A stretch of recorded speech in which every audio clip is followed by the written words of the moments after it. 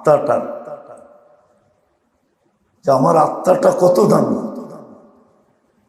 কত দামি জিনিস আমার ভিতরে আল্লাহ ফিট করছে। আত্মা, রূহ যেটাকে বলে, আত্মা কত দামি, এটাকে কিভাবে সুরক্ষিত করা যায়? কলুষিত যেন না হয়, ময়লা যেন না লাগে। হাদিসে আছে গুনাহ যখন মানুষ করে তো দিলে দাগ লাগতে থাকে, দাগ, কালো দাগ লাগতে থাকে। লাগতে লাগতে লাগতে লাগতে একদিন এরকম পর্ব হয়, অবস্থা হয়, লা ইয়ারিফুল মারুফা মারুফা, সত্যকে সত্য বলার ক্ষমতা পর্যন্ত থাকে না, সত্যকে সত্য বলে না, অসত্যকে অসত্য বলে না, এরকম কালো হয়ে যায়, এরকম কলুষিত হয়, এরকম উইক আর দুর্বল হয়, সত্যকে সত্য বলে স্বীকার করে না, মিথ্যাকে মিথ্যা বলে স্বীকার করে না, না হককে না হক বলতে পারে না, হককে হক বলতে পারে না, সব কালো হয়ে গেছে। আবার যখন ন্যাক করে তো দাগ উঠতে থাকে, উঠতে উঠতে উঠতে উঠতে এক সময় এরকম পরিষ্কার হয় যে এইখানে বৈশা জান্নাতও দেখতে পাবে।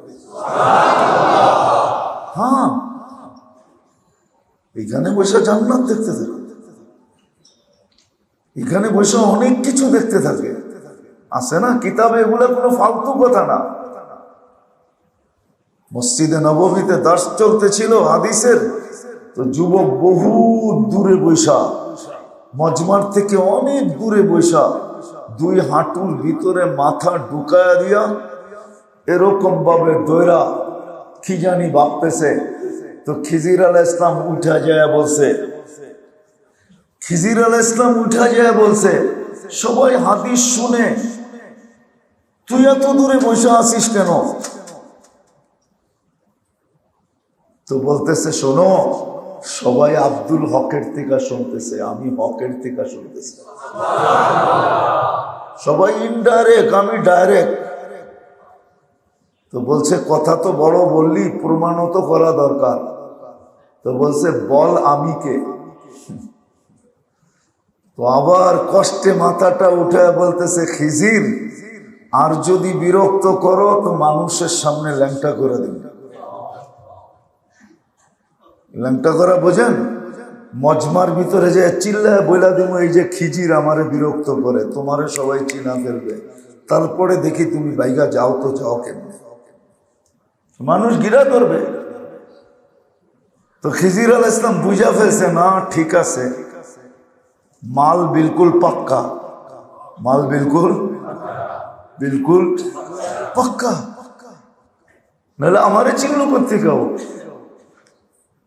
তো দিল যখন পরিষ্কার হয় তো এরকম হয়। সাহাবাদেরও আল্লাহ রসুল পরীক্ষা নিছেন, তো সব বলার পরে বলছে, আমি সব দেখতেছি, এমন কি শুধু জান্নাত জাহান্নাম দেখতেছি না, হিসাব কিতাব দেখতেছি না, এটাও দেখতেছি যে আল্লাহর আরশ নামতেছে, ফাইন্না আরশার রব্বি বারিজা,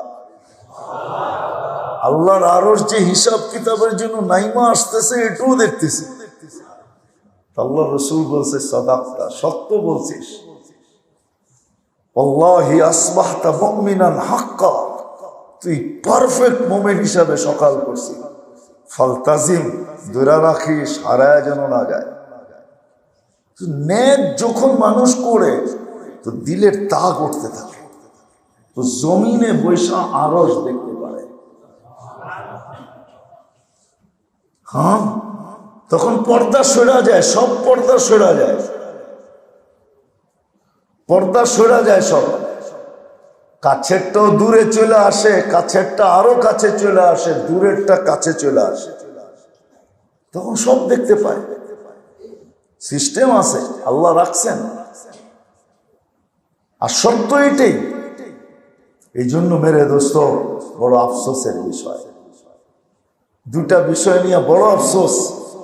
মানুষ নিজের দামি জিনিসকে কতভাবেই না সুরক্ষিত করে, কিন্তু আফসোস, আমরা আমাদের জিন্দেগিটাকে, যেটা সবচেয়ে দাম, সমগ্র জগতের ভান্ডারের চেয়েও দামি জীবন, সমগ্র জগতের ভান্ডারের চেয়েও দামি, কিন্তু আজ পর্যন্ত এটাকে সুরক্ষিত করার, হেফাজত করার, যেটা সুরক্ষিত কিভাবে করব, হেফাজত কিভাবে করব, আজ পর্যন্ত 1 মিনিটের জন্য ভাবলাম না। এটাই বড় আফসোস, এটাই বড় দুঃখ, এটাই বড় পরিতাপ, এটাই বড় অনুশোচনার জিনিস, এটাই বড় চিন্তার জিনিস যে 1 মিনিট ভাবলাম না যে আমার জীবনটাকে আমি কেমনে সুরক্ষিত করব, আমার আত্মাটাকে আমি কিভাবে সুরক্ষিত করব, জীবনটা কিভাবে করব, আত্মাটা কিভাবে করব, কিভাবে সুরক্ষিত করব, কোন পদ্ধতিতে করব, আদৌ এটা সুরক্ষিত করার কোনো ব্যবস্থা আছে কিনা তালাশ তো দূরের কথা, ভাবলাম না।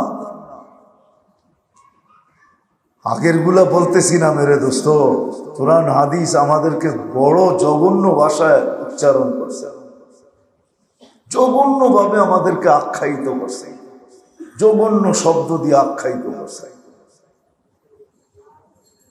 জঘন্য ভাবে আখ্যায়িত করছেন। ওটা বললাম না, শুধু এতটুকু বলতেছি যে ভাবা উচিত যে আমার জীবনটাকে আমি কিভাবে সুরক্ষিত করব।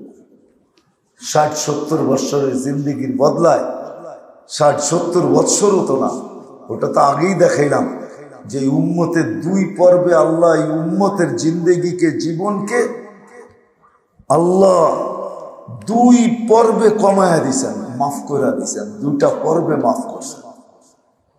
একটা পর্ব জন্মলগ্ন থেকে প্রাপ্ত বয়স্ক হওয়া পর্যন্ত, আরেকটা পর্ব ডেলি 24 ঘন্টা যতক্ষণ ঘুমন্ত থাকি ততক্ষণ মাফ। এটা মাফ করে রাখছেন। বাকি আর কতটুকু রইল, কতটুকু রইল? খোদার ওয়াস্তে যায় দেখেন। আমি বলতেছি না, বলে দিতেছি, জান বাংলাদেশের সমস্ত ধন গচ্ছিত আছে বাংলাদেশ ব্যাংকের কাছে, ঠিক না?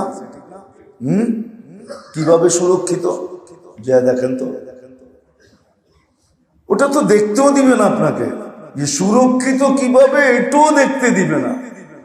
কিভাবে সুরক্ষিত এটা জানতেও দিবে না। এরকম চান স্টেট ব্যাংক অফ আমেরিকা কিভাবে সুরক্ষিত? দুনিয়ার জিনিস তো, এটার জন্য এত ব্যবস্থাপনা যদি হয়, তাহলে আমার জীবনটা কত দামি, আমার আত্মাটা কত দামি, এটাকে সুরক্ষিত করার জন্য কতটুকু করা দরকার, কতটুকু ভাবা দরকার ছিল, কতটুকু চিন্তা করার দরকার ছিল, কতটুকু জানার দরকার ছিল, যেটা সুরক্ষিত কিভাবে হয়। হয়তো কারো মাথায় প্রশ্ন আসবে, এখনই প্রশ্ন ঘুরপাক খাইতেছে যে আমি যদি এটা জানতে যাই তাহলে আমার দোকান কে করবে, আমার ব্যবসা কে চালাবে, আমার মেল কে চালাবে, আমার ফ্যাক্টরি কে চালাবে, অফিস কে দেখবে, আদালত কে দেখবে, খেতে কে যাবে, খামারে কে যাবে, রোডঘাট কে চালাবে। এটাই তো প্রশ্ন আসে যে আমি যদি শিখতে যাই আর সুরক্ষা করতে যাই তাহলে এগুলো কে করবে? না মেরে দোস্ত, শিখি নাই দেখি তো প্রশ্ন আসে। যদি শিখতাম তাহলে ব্যবসায়ী ব্যবসা প্রতিষ্ঠানে বসে মুস্কি হাসতো। ওকে যদি জিজ্ঞাসা করে তুই হাসস কেন, বলবে কিয়ামতের দিন কে কার সাথে উঠবে আমি জানি না, কিন্তু আমি নবীদের সাথে উঠবো এটা আমি জানি। যে আমি কার সাথে উঠবো, কে কার সাথে উঠবে এটা আমি জানি না, কিন্তু আমি নবীদের সাথে উঠবো। আত্তাজিরুস সাদুকুল আমিন ইয়াহশুরু মান নাবিয়্যিন ওয়াস-সিদ্দীকিন ওয়াশ-শুহাদা। নবীদের সাথে উঠবে, সিদ্দিকের সাথে উঠবে, শহীদদের সাথে উঠবে, এদের অন্তর্ভুক্ত হয়ে উঠবে, এদের বহরের ব্যক্তি হয়ে উঠবে। বহরের, বহর চিনেন? বহর বোঝেন? মনে হয় বোঝেন না। বোঝেন? মনে করেন মন্ত্রী মহোদয়ের গাড়ির বহর যেতেছে, তো শুধু ওনার গাড়ি থাকে, আরো কয়েকটা গাড়ি থাকে। এটা হলো গাড়ির বহর, ঠিক না? কি সবাই কি মন্ত্রী নাকি? মন্ত্রী কয়জন? ওনার গাড়ি কয়টা? কিন্তু বহরে আছে যারা, তারাই সবাই আগেও প্রটোকল পাইতেছে, পিছেও প্রটোকল পাইতেছে, ঠিক না? তাহলে ব্যবসায়ী ও ব্যবসা প্রতিষ্ঠানে থাইকা এই কথা বলতে পারতো, হাসতে পারতো যে আমি তো কিয়ামতের দিন নবীদের সাথে উঠব, আমার গাড়ি নবীদের বহরের সাথে থাকবে, সিদ্দিকের বহরের সাথে থাকবে, শুহাদার বহরের সাথে থাকবে। শ্রমিকও সারাদিন শ্রম দিয়া যখন বাড়িতে ফিরত, তো সে বাড়িতে ঢুকার সময় মুস্কি হাসি দিয়া ঢুকতে পারত। যদি ঘরালারা জিগাও তুমি এত ক্লান্ত তারপরও হাসো কেন, তো সে বলতে পারত যে নিষ্পাপ ঘরে পা রাখতেছি, এটা জানি। নিষ্পাপ ঘরে, হাদিসের কথা। শ্রমিক যখন সারাদিন শ্রম দিয়ে বাড়িতে ফিরে, তখন ঘরে যখন ঢোকে, রাজা কায়াউমিন ওয়ালাদাতহু উম্মু, সে এরকম নিষ্পাপ বাড়িতে ফিরল যেন তার মা এই মুহূর্তে তাকে জন্ম দিল। সেও মুস্কি হাসি দিতে পারত। হালাল রুজি কামাইতে যায় সারাদিন পরে যখন বাড়িতে ফিরত, তো সেও মুস্কি হাসি দিতে পারত। তো বলতো কেন হাসো তুমি, কেন হাসো তুমি? বলে জেহাদের ময়দান থেকে বাইচা আইসা যেরকম মুস্কি হাসি দেওয়া যায়, আমিও হালাল রিজিকের থেকে বাইচা আসছি, এরকম মুস্কি হাসি আমারও দেওয়া যায়। সত্য জিনিস। ইসলাম কোনো জিনিস ছাড়ানোর জন্য আসে নাই, দিনদারি কোনো জিনিস ছাড়ানোর জন্য না, বরং সব জিনিস করানোর জন্য, কিন্তু সবগুলাকে দিনদারির চাদর দিয়া করানোর জন্য আসছে। যে তুমি সব করবে, দিনদারির চাদর দিয়া করবে, চাদর দিয়া, চাদর পড়ায় দিবে, সব দিনদারি হবে, ছাড়ানোর জন্য না। বিবি ছাড়ানোর জন্য আসে নাই, বাচ্চা কাচ্চা ছাড়ানোর জন্য আসে নাই, বিয়ে শাদী ছাড়ানোর জন্য আসে নাই। বিয়ে শাদী তো করানোর জন্য ইসলাম আসছে, দিন আসছে। বিয়ে করো, বাচ্চা কাচ্চা পালো। হাদিস মনে উঠলো, এই জন্য বলতেছি।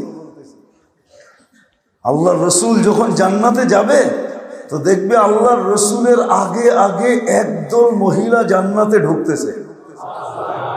আল্লাহ রসুল জিজ্ঞাসা করবে তোমরা কারা আমার আগে? তো বলছে আপনারই উম্মত। বলছে আমার আগে কি করে? তা বলছে আমাদের পরিচয় তো জানেন। তো বলছে তোমাদের পরিচয় কি? যৌবন অবস্থায় স্বামী মারা গেছে,